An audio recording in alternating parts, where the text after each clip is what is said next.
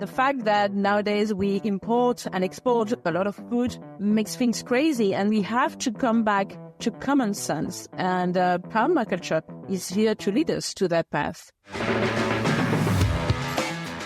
Permaculture is a philosophy of working with rather than against nature, and for many of its advocates, akin to a religion and key to achieving true food sustainability. Perrine Hervé-Gruyer is one of the great pioneers of permaculture, and she's my guest on this episode of Food Matters. Welcome back to Food Matters. I'm GIY founder Mick Kelly, and throughout this series I'm meeting the people who are reconnecting us with real, healthy, sustainable food. They tell us why food matters to them and why it should matter to you too. Perrine Hervé-Gruyer led a highly successful career as an international lawyer before giving it all up at the age of 30 to set up the astonishingly beautiful Bec Hellouin farm in Normandy, France with her husband Charles. Now, this is a farm with a difference. It works in harmony with nature, promoting soil health and biodiversity while also boasting higher production output than conventional methods. And in our chat, Perrine tells me all about her remarkable story. We had a lot of nitrogen coming from the factories that were providing gunpowder during Second World War. They've used these extra nitrogen-based products to feed the plants in the fields. I can tell you, I almost cried. It was the first time for me to taste my vegetables cooked that way. I almost cried. It was so good. I was so moved. Since we don't have any fungi left, any good bacteria left, we have a lot of pests coming in. It's just like your gut. I mean, if your gut flora is not balanced, then you're going to get sick. It's exactly the same for the soil. This has been a fascinating 20-year journey involving a lot of highs and lows and an awful lot of learning. They've been documenting their story and everything they've learned in a groundbreaking series of books, the second of which was published recently. So Perrine starts by describing a little bit about the process of writing the books and what she hopes to achieve with them. Yes, while talking about what we've been doing for 20 years, talking about our experiences, the quite difficult path through which we went for all those years, we had to talk about how to start from scratch when you want to create a farm, when you want to grow food, especially vegetables. But as a reminder, on the farm, we grow vegetables, we have poultry, we have sheep, we have lots of fruits, herbs, medicinal plants, edible flowers, perennials, and so on. But let's say that our main products were vegetables and everything related to those vegetables and fruit. We would also produce apple juice, apple cider vinegar, jams, all kinds of preservatives based on our main production. So we wanted to show people in this book, we've done this, it works. For example, if you associate crops, and we've tested so many crops association that we want you to benefit from the knowledge we've acquired. So not only we've tried things on our field, but also we went and tried to have a look at the non-existing studies about crop associations, for instance, and we mixed the experimental knowledge and the so-called scientific knowledge. And that's why we wanted to cover all perspectives, all options, so that the reader could make up its own mind. What we want to do is the reader to be able to understand the principles, but then be also completely self-sufficient as how to implement them in its own conditions, in its own ecosystem.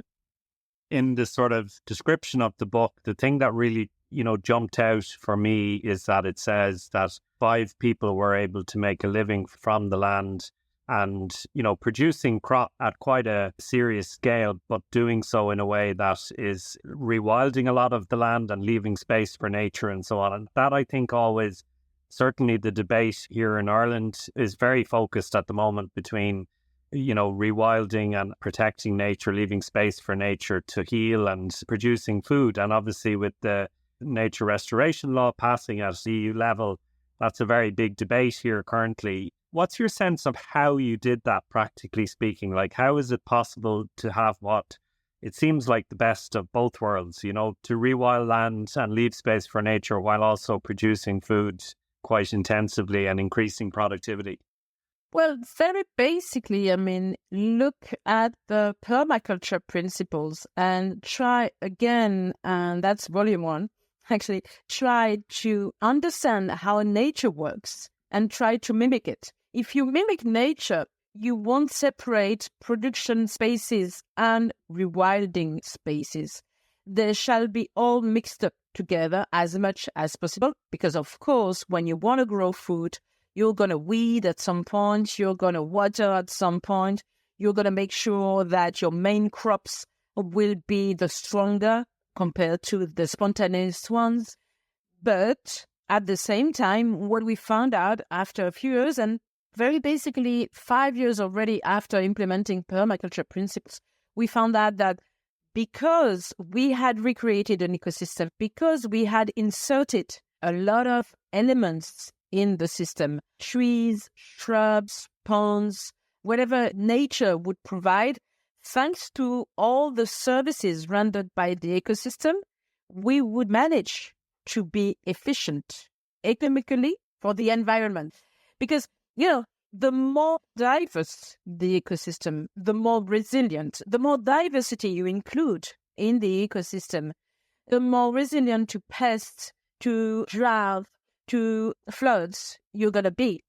The more trees you have, the more microclimates you're going to create. The more trees you have, the more humus you're going to provide to your soil. The more trees you have, the better water management you're going to have, because a tree is the best radiator you can imagine. It's going to both aspire water and release water. It's all about exchanging things, elements, about flux, about circulations. The more you understand how the ecosystem works and the more you implement it into your food generating system, the better you are. So if you separate nature and crops, food production on the other side, then you won't get the benefit of the services rendered by the ecosystem. That would be too bad.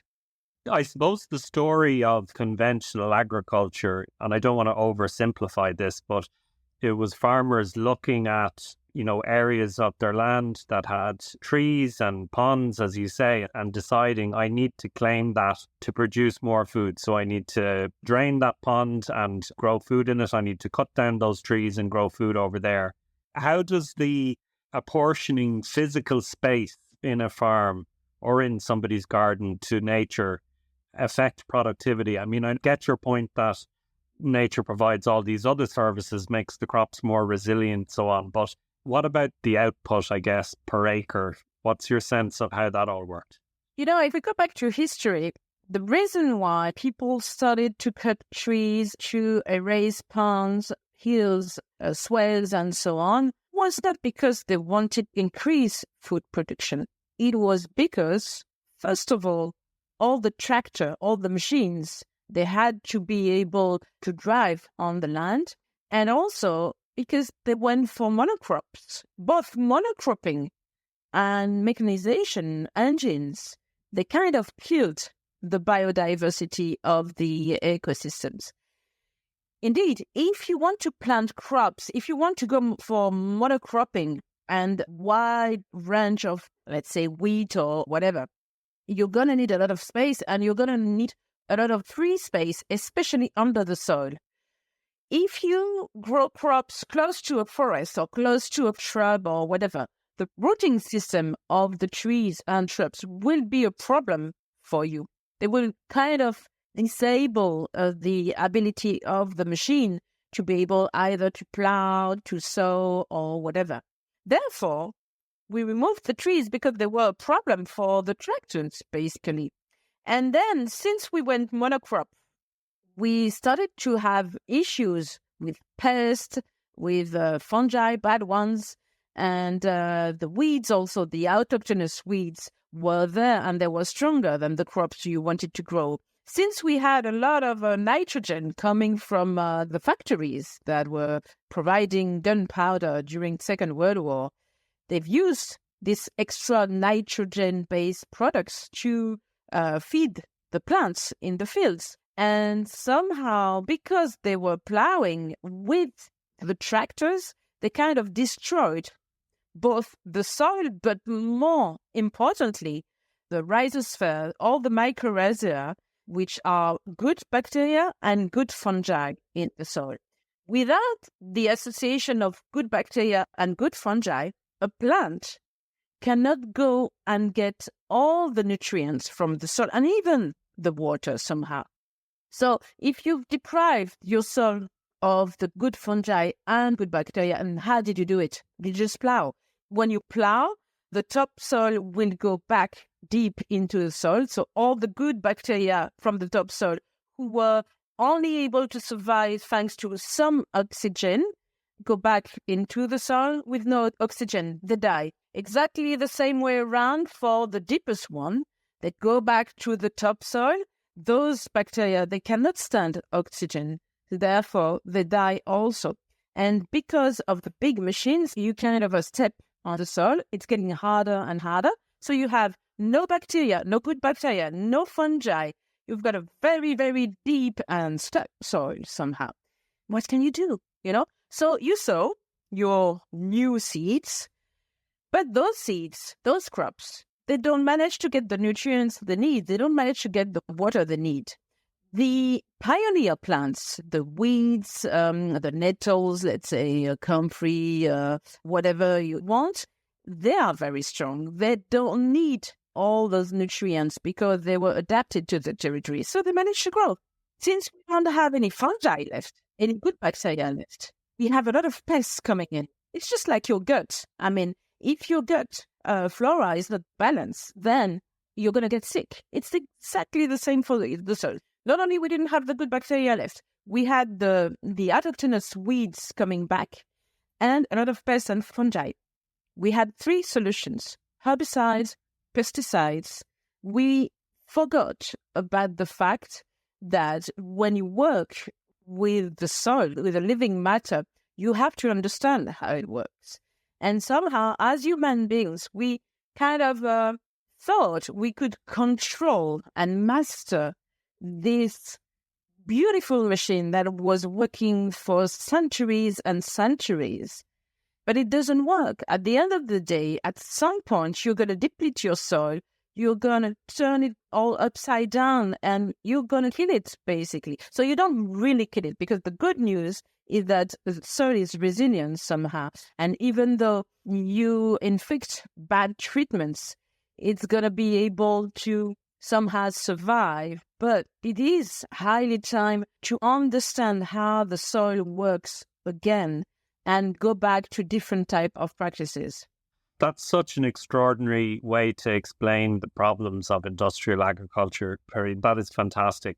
And I guess the same applies when you take out your spade in your own garden and turn the soil every year, as the gardening books and growing books recommended we do, double digging and all sorts of things. Like, it's the same problem, right? Same logic.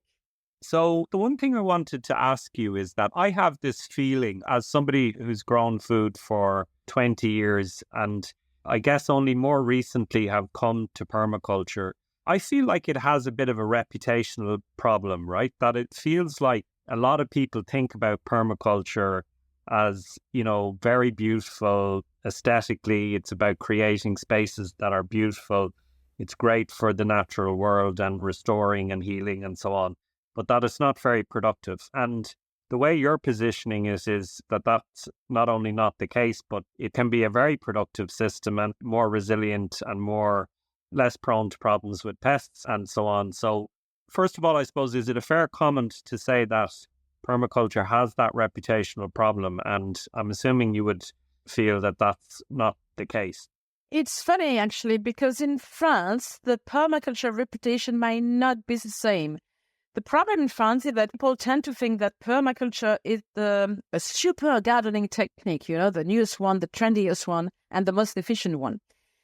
And they get confused between the permaculture principles and the technical things and the technical principles you shall apply in the garden. Many times people come to me and they say, "Oh, I do permaculture. I have raised beds in my garden."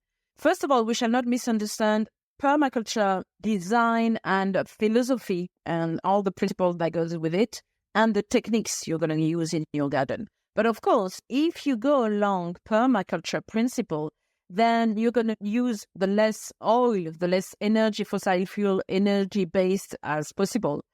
If you use permaculture, you're going to create small ecosystem instead of wide spreading ecosystem.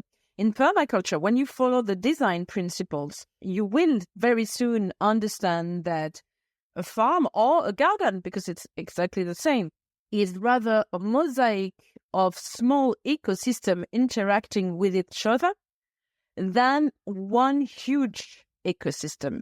And it's no use trying to get bigger in permaculture.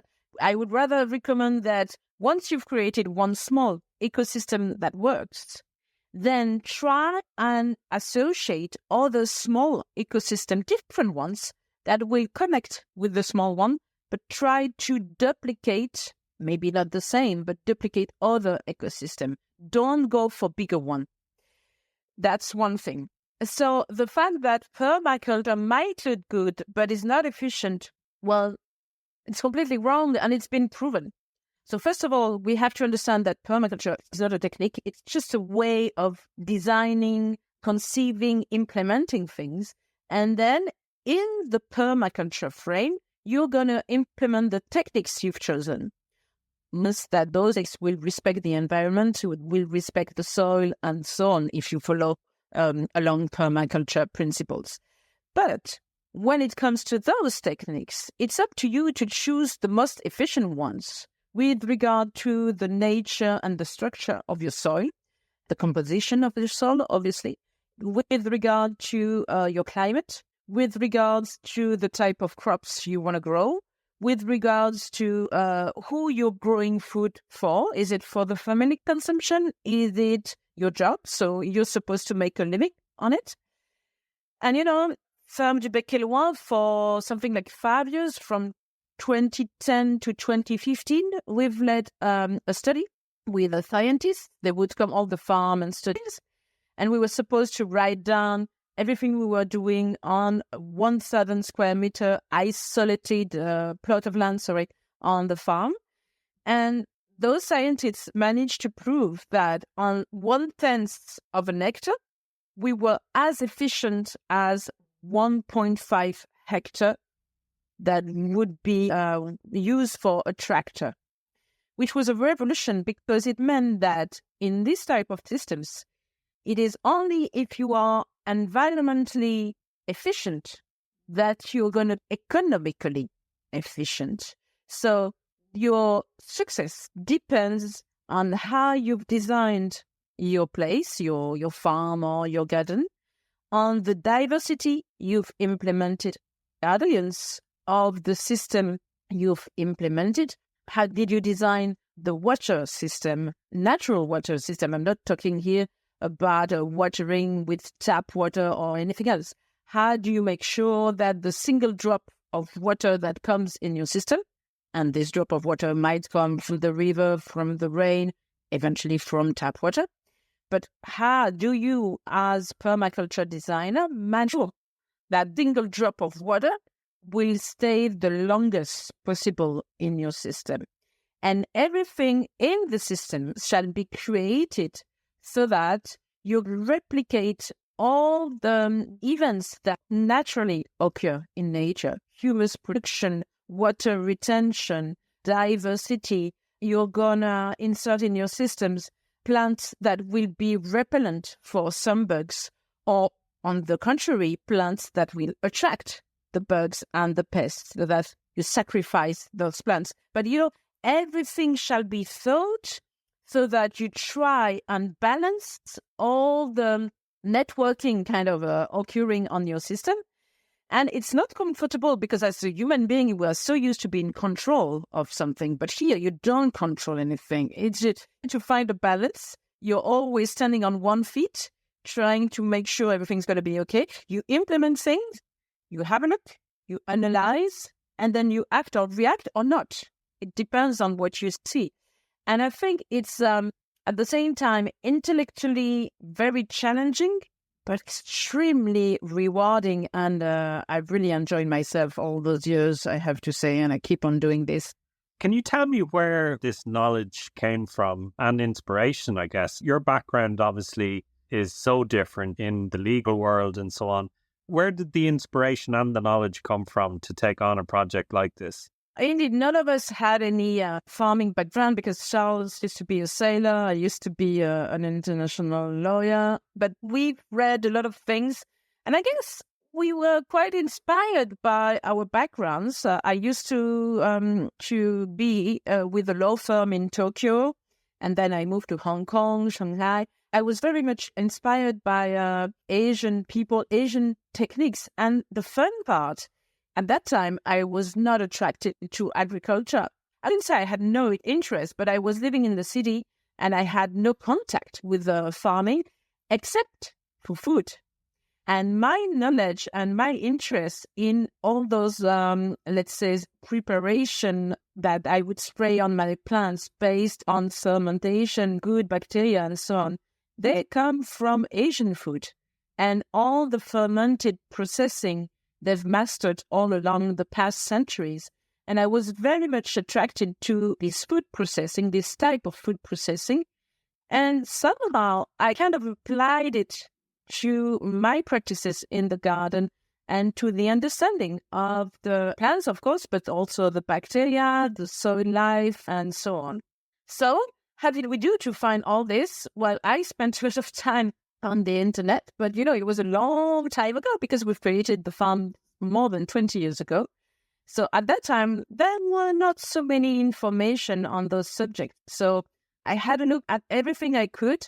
The fun part of it is that sometimes I would watch video on YouTube I would not even understand, because once I found a video of Pope, in Russia, and this guy, he was growing vegetables in his own garden. Obviously, it was a small plot of land.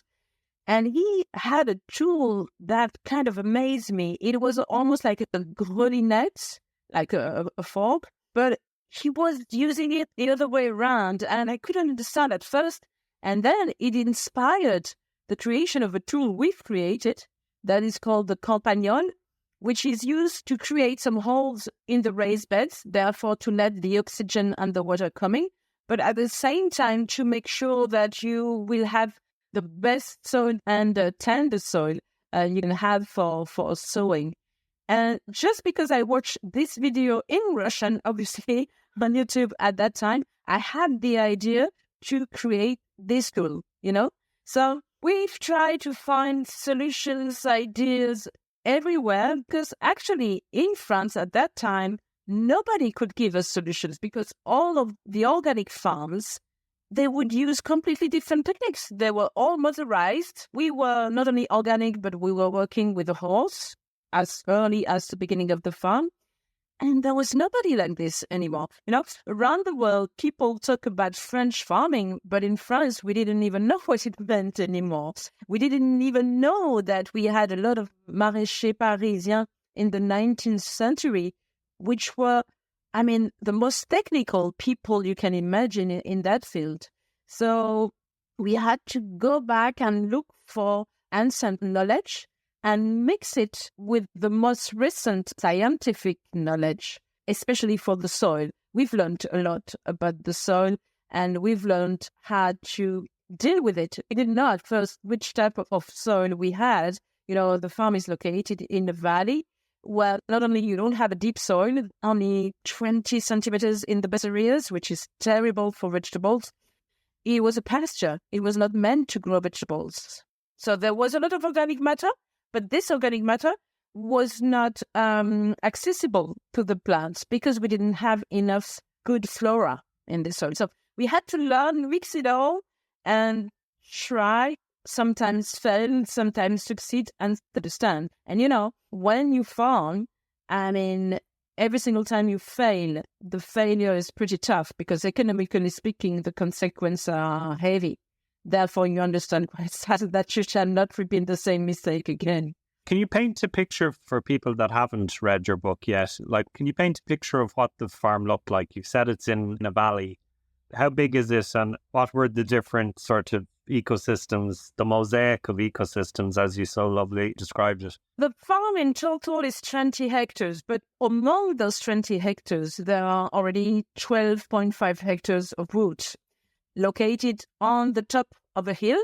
So the valley is quite narrow. I think from one hill to another, we might have 500 meters. It's very narrow, which is a good thing, actually, because since it was narrow and there is a stream right in the middle of it, they've never built any factories or other beautiful things like this in this valley. So thanks God, it's been used for farming for years and years. And the soil is not good because, again, at the bottom of valleys, people used to just have pastures for cows and so on. There were only places for cows for pasture when we first arrived. So it was pretty untouched, and that was good. But then when we started, there were just a few trees left on the farm. So the farm is crossed almost in the middle by a beautiful stream, a small one, but clean one, because it's not a long one. So the source is something like 7 kilometers away from the heart of the farm, which is good, very good source of clean water. And in the heart of the farm, which is in total, including the construction, all the buildings, which is something like 5 hectares, we have 1 hectare dedicated to intensive crops and another 3.5 hectares dedicated to trees and pastures and so on. And the thing is that, again, we've recreated small ecosystems here and there, cooperating with each other. The heart of the farm, we have a beautiful garden island because we've recreated ponds, because at the bottom of a valley like this, you will have strong water problems. You have a lot of water in winter, so you have to drain it somehow. And usually you don't have enough in summer because of the nature of the soil that drains a lot. So we've created ponds, and on those ponds, we've left some spaces where we can grow crops. And those garden islands, they are beautiful because they benefit from the reflection of the sun on the ponds, so they have more light, therefore also more heat, because the heat is captured by the water at daytime and released at that time, which is pretty efficient, for those late spring nights where you never know if you're going to have a -1 or you're going to remain over 0, and your small crops then very happy when frost comes.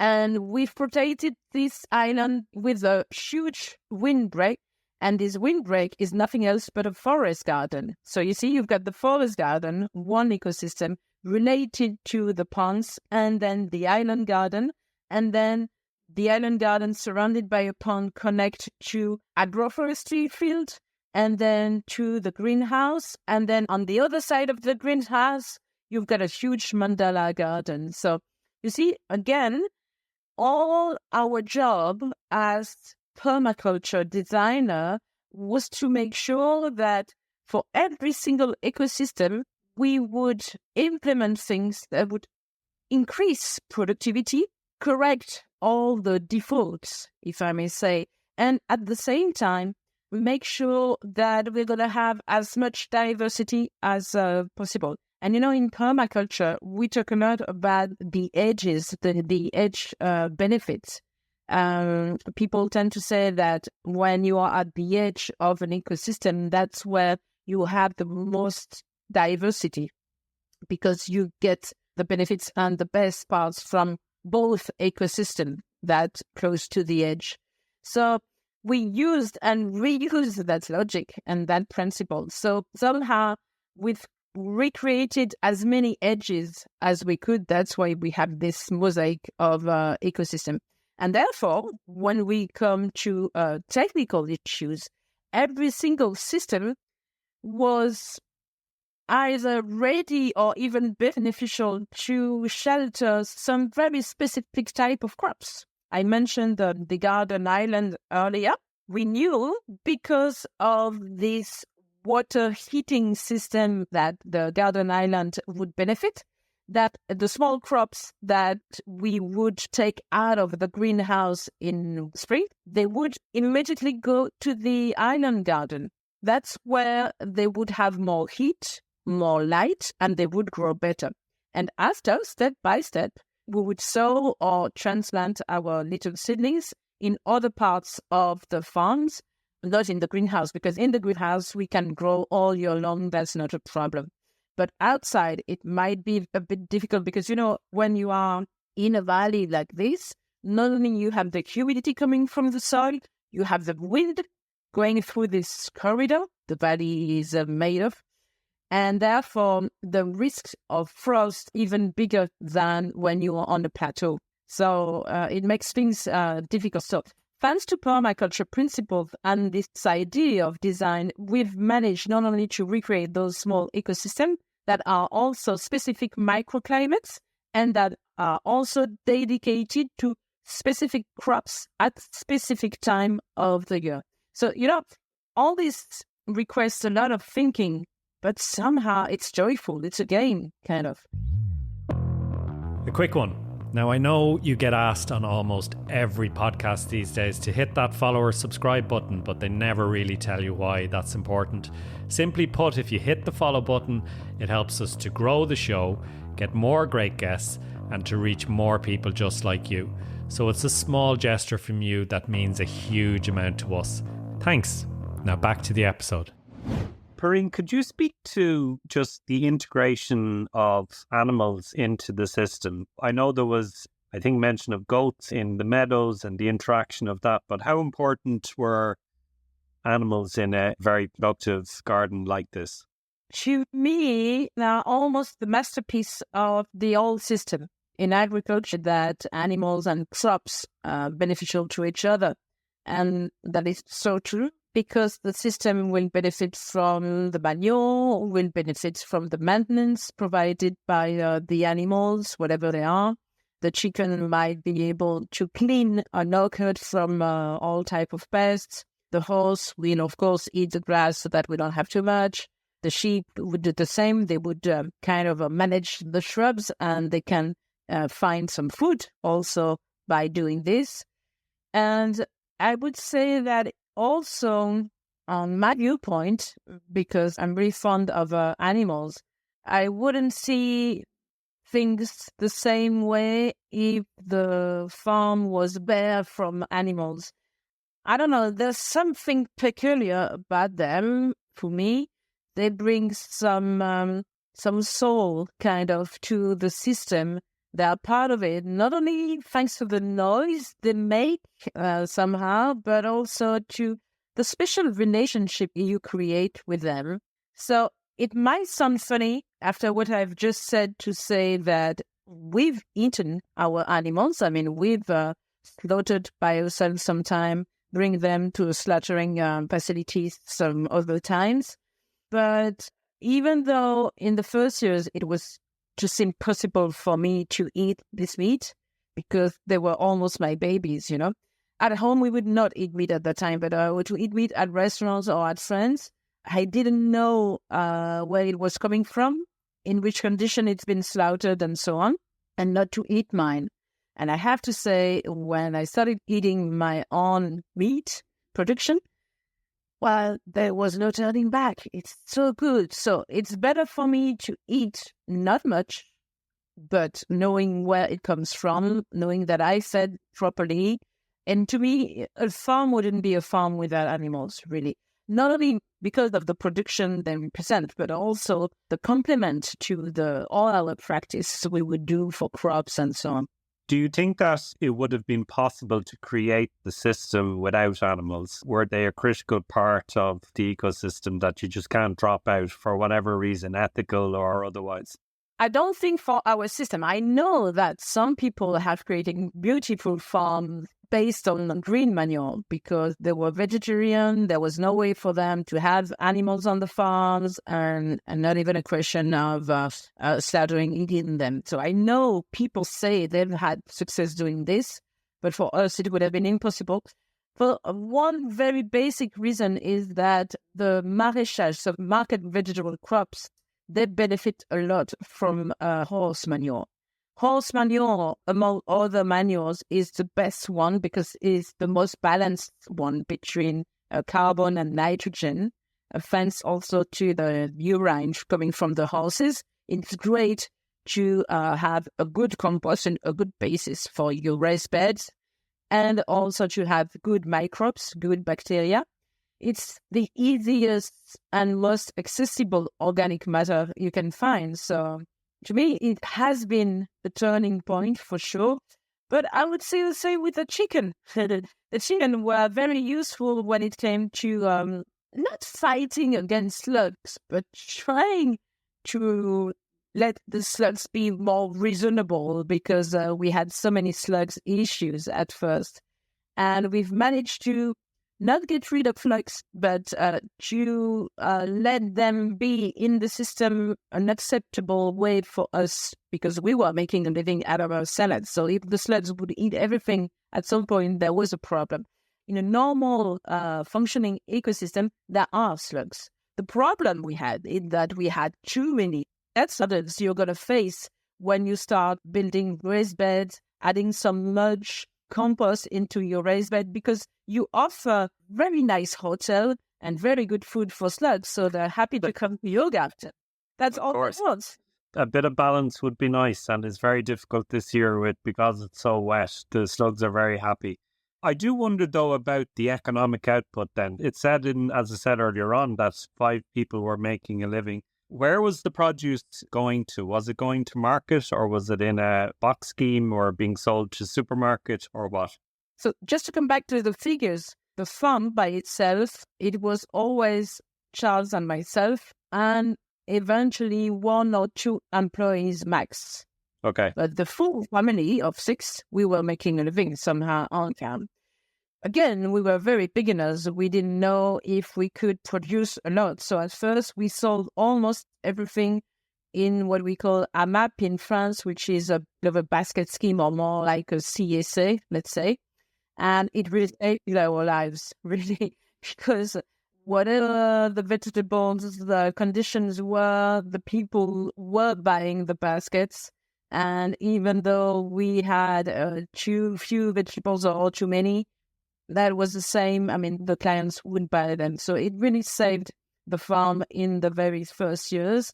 But then after we diversified a lot and we started to sell to both organic shops, we had different group of consumers. So both on the farm, but elsewhere also in Rouen and so on, big cities. And we also sold a lot of vegetables for something like 3 or 4 years to gastronomic restaurants in Paris. And that's also changed a lot of things. Not only because we were making quite good money for a vegetable market grower, which is not a fortune, let's make it clear, but also thanks to the chef we've been working with, we understood that we could take advantage of almost everything that grew even spontaneously on the farm. And the chef, they were so happy to have, let's say, the small blackcurrant young leaves that they would use in their desserts. I would never had the idea to propose that to chef. But when they come to the farm, they give you lots of ideas. And they are very happy. They're like kids in a toy shop, They're, oh, this is good. Oh, this looks nice. Oh, this looks powerful. And you're like, oh, a bit ashamed because you see the slug here and the thing that goes wrong here. Thanks to them, really, we had to improve our techniques a lot because they were at the same time very demanding. But on the other hand, they were really eager to basically have everything work growing. For example, when we were not working with them yet, we didn't know about edible flowers. Well, we knew a little bit because I was using them for the family, but I didn't have the idea to sell them to chefs, and they were eager to have them. And, frankly speaking, a flower like nasturtium, calendula, comfrey flowers, borage, or so on, they're so easy to grow. You don't have to sow them, you don't have to water them, you don't have to clean them, you just have to harvest them. And I would sell them a good price compared to a kilo of tomatoes, and would take me weeks and weeks of work. So somehow it was a good way to balance things. And thanks to the chefs, we've managed to improve both our techniques, our revenue, and the way we would see our ecosystem. Everything was valuable in the ecosystem, including nettles, including hay. At some point, they ordered hay because they wanted to make hay butter, And we were so happy just to cut grass and to sell that for 30 euro per kilo or whatsoever. They would only order 250 grams or so on. But it doesn't matter. We would see everything like a full possibility of both good food, healthy food, and revenue. I feel like chefs also, because they understand flavor and they have such a good palate, did you also get a kind of positive feedback loop that the methods you were using were leading to taste your, fruit and vegetables? The first thing they would say when they would taste our products, especially when they would come in the garden, emotionally speaking, and on your brain, it has a different effect. So especially when you them on the fields at the farm, it's even different. But they were so happy by the taste of the products that even a Paris restaurant would come to the farm. It's 1 hour and a half drive to the farm. They would still come. And it was the same for me because once we've been to a restaurant in Paris, it was our main client at the time. And the chef, this guy, I think he comes from another planet, He's got such a good palate and a good intuition that he knows how to assemble all the products, even though he doesn't know about them. Once we went to that restaurant in Paris and we brought him a basket of wild plants that we've foraged in the woods and so on. And the guy managed to put exactly the right quantity of each plant in all the meals we ate. I can tell you, I almost cried. It was the first time for me to taste my vegetables cooked that way. I almost cried. It was so good. I was so moved by the respect this guy had towards all my efforts, towards me, towards the vegetables, towards my soil, and my life commitment somehow. So I was really, really moved. I mean, there's so many beautiful parts.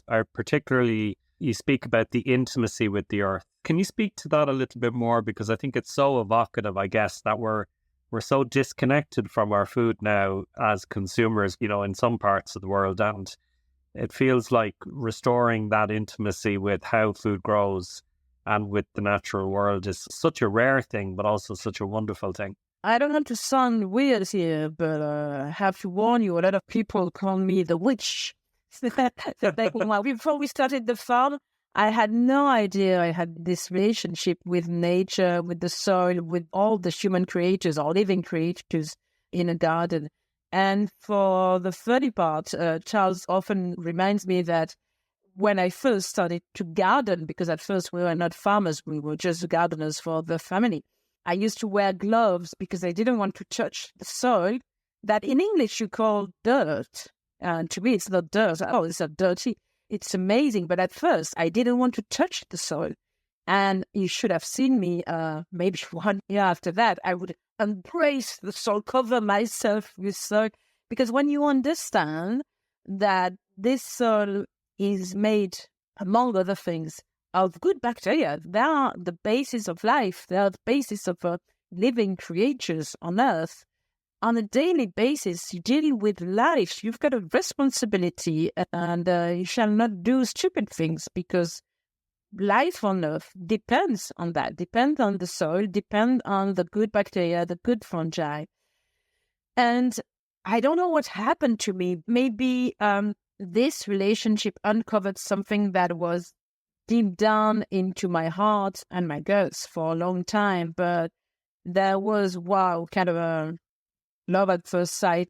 And there's a very strong connection between me and the living creatures, either trees or plants or the soil or even the animals. I mean, it's as if we know each other. Kind of, we have our own language. It's still a verbal language, but, I feel them, I see them. And I think it's the same for everybody who has a sense of respect for nature and living creature.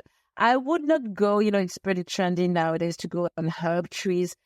I don't behave that way because it's not my language with the living things. But we have still our own language. I'm not pretending here that I can see or hear things. It's not at that level. It's just very personal.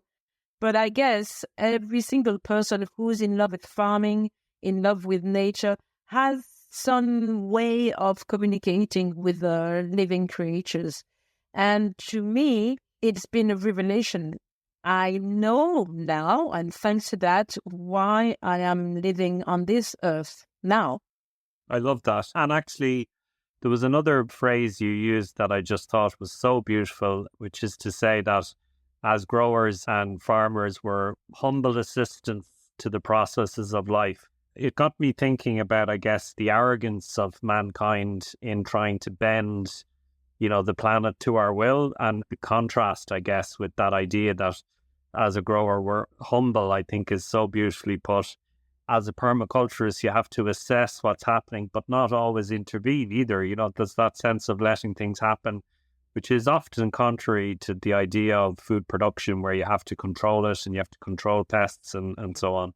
Humble you have to be. I mean, when you put your hand in the dirt, when you work with living creatures, I mean, every single day reminds you that you are not in control. You are not in charge. And especially nowadays, it's been actually something like 10 years now. Yeah, I should relate that to 2014, since we haven't seen one normal season and one normal year. So it makes you really humble, of course. The job is difficult, can be tough sometimes. Every single time you have a drought, you have a flood, or you have a pest or something occurs. Okay, you might be pissed at first, but then it reminds you that maybe you should observe more, analyze more, accompany more, and then you may not fix the problem, but at least adapt to that problem. So you have no control on nature. I mentioned that earlier. And it comes back to the fact that we as human beings can master everything. It's a question of the ego. And if I may say, it's also a question of who's farming. And I've seen a huge difference when it comes to using tools, when using physical force, when relating to the plants, the trees, and so on. I wouldn't say that it's better when women do it, but it's different, definitively. And I am certain that we shall coordinate more between a man's intelligence when it comes to nature and women's intelligence. And I guess that's the future of farming. And luckily, at least here in France, we have more and more women invested into farming, which was not the case so long ago. But nowadays, they tend to have more a primary role. It's not enough yet because the farming main model is rather, again, based on technology, engines, and so on. And I guess we women are not so confident with this type of farming. But when it comes to small-scale manual farming, then we have more and more women invited to the party. And this is good because I guess the relationship with all living creatures on Earth are different. I wanted to ask you, in Ireland, I think, and probably UK as well, we look towards France as, certainly the culture of markets and the reverence for food and the respect for food as something that's very aspirational. And we know that French people spend more money on food as a proportion of your household budgets than we do here. And you spend more time, I think, over food, it's probably fair to say. But at the same time, I'm sure it's subject to the international forces that affect food systems everywhere. I'd love to just get your views. What do you think is the future for food systems? During COVID lockdown, we had a lot of customers coming to the farm. They were eager to find good, healthy food and local food because they were not allowed to drive further. We producers thought at that time, yes, finally they've understood they have to come and buy their food at local farms. Right after lockdown, everybody was gone. Again, they went back to their daily routine, to their jobs, to their lives. And I understand somehow. in terms of priority, the priority you give to food, even here in France, it's pretty sad somehow. So the problem is huge. And the consequences of the problem is that nowadays small-scale farmers really struggle to make a decent living. It was already tough before, but it's getting harder. And the thing is that both chefs, companies, farmers, they shall all get together and see food as it is, primary necessity product. If we don't have water, if we don't have food, then basically we die or we're not in a good health condition. So we have at some point, and it's highly political, we have to think all together as how to reimagine, recreate a food circuit that would satisfy the health needs of the people. I would say the food pleasure of the people, but also would protect the land and would protect the farmers, because of the society that disrespect the people who feed this society is endangered to me. So there is a huge political reaction to this problem. And I know most of the European countries are facing these problems. And the fact that nowadays we import and export a lot of food makes things crazy. And sometimes it kills local small-scale farmers. So it doesn't make sense. We have to come back to common sense, and permaculture is here to lead us to that path. It's really interesting that I think the problems that we have here are also similar problems, it sounds like, in France. And of course, our political systems all over Europe are just fascinated by the culture wars and all of the other things rather than focusing on food, unfortunately. Perrine, we have a closing tradition on this podcast where we ask people, why does food matter to you? And I'm particularly interested in your answer to this because, of course, with your background in the legal world and so on, your answer probably will hint at why you made such a drastic change in your life. Why does food matter to you?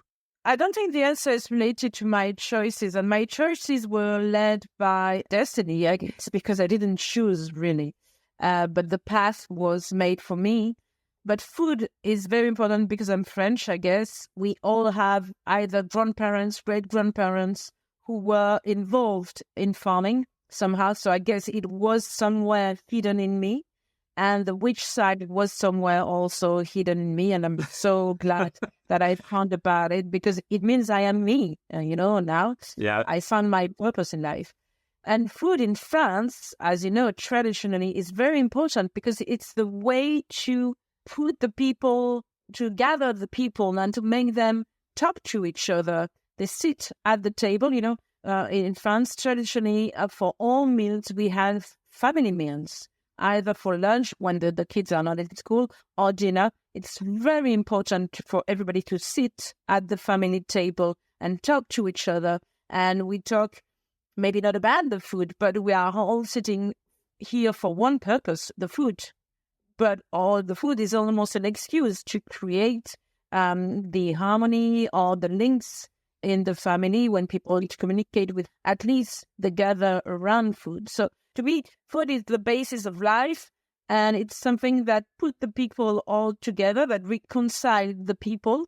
And the food you eat reflects who you are, the way you're going to feel, and your health also. So it's almost everything. If you have water and food, you have everything, basically. That's a beautiful answer. The final question I just have is, obviously, this is the second part in a 3-volume series. Where does volume 3 take us? And we might finish on that answer.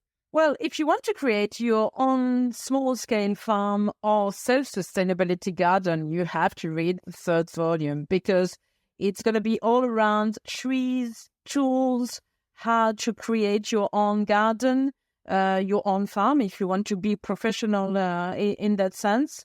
And you're going to have many other tools to be able to create a very complete ecosystem in your own settings, either a garden or a bigger plot of land to make it a farm. So that's very useful. Really, the 3rd one is, now you've understood how the ecosystem works. Now you've got all the techniques, all the vegetables, how to design. Then you're ready to set the farm. Fantastic. What a wonderful thing. And it's a brilliant piece of work. Thank you so much for joining us and sharing your journey with us and your expertise with us. It's been fascinating. Thank you so much, Perrine. Thank you so much. That's it for this episode of Food Matters. But we would love you to get more connected to the GIY universe. So we believe that our food system is having a catastrophic impact on people's health and the health of our planet. And we think a movement of people growing some of their own food is the way to fix it. You can stay connected to GIY by signing up to our free newsletter and check out our full range of events, campaigns, resources and courses at giy.ie. Check out the show notes for more information. Thanks for listening and see you soon.